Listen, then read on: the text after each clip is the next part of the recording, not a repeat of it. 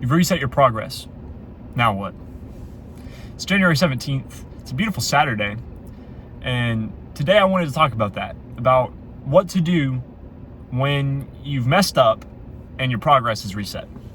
So maybe it's the gym, maybe it's something with lust, maybe it's something with food, trying to cut out sugar, trying to cut out soda, whatever it may be.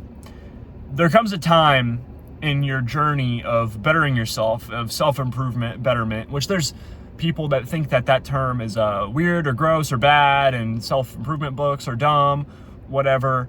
But ultimately, those people are kind of dumb because they're not giving themselves the tools to actually be a better person.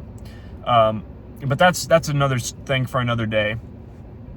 When you fail, there are two things that you could do. You could keep failing, or you could reset. And no matter what, you have to reset, right? I mean, you've failed a day, so now you're back to basically day zero. Or you failed a week, or you failed a month, or you failed a year. If you failed a year in the gym, you probably are really back to day zero, and you have to lift a lot to get back to where you were. But it's not the end of the world. You can get back to where you were. It's just going to be hard. It's especially when it comes to things like lust or eating properly.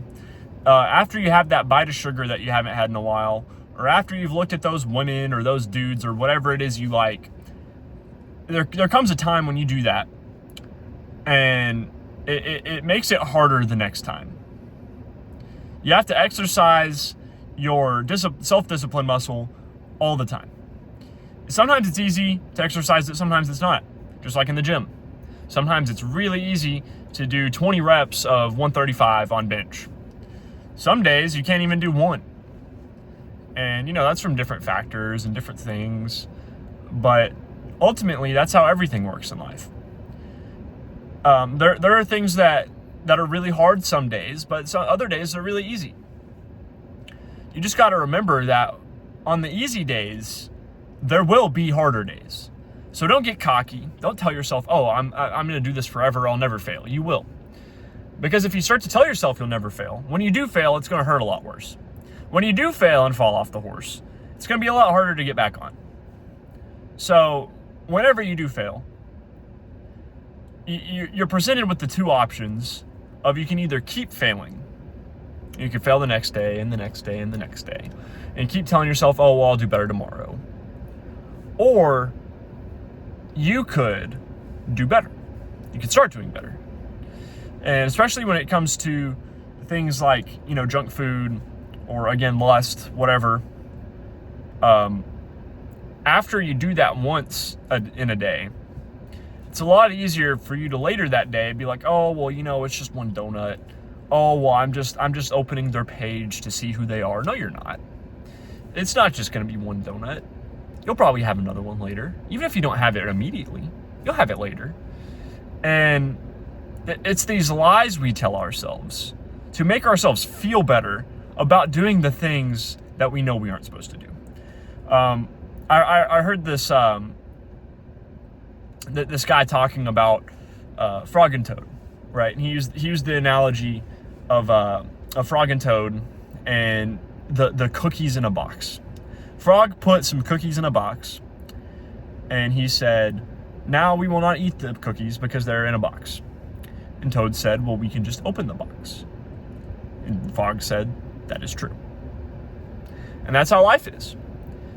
Just opening the page, opening your browser, going into incognito mode, going to the donut shop when you're supposed to be on a diet, skipping a day in the gym,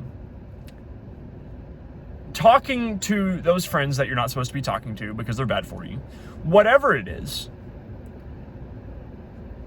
so easy to fall back into it if you keep telling yourself it's just one time, I'm just reaching out to talk to them because they need help, I'm just doing whatever it is, it doesn't matter. Apply your situation.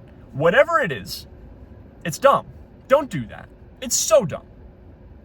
Even from a Christian standpoint, where if it's your friend, right, and it's an old friend that you had, and they're in a really bad place and they're reaching out and they were really bad for you back then, that's great that they need help.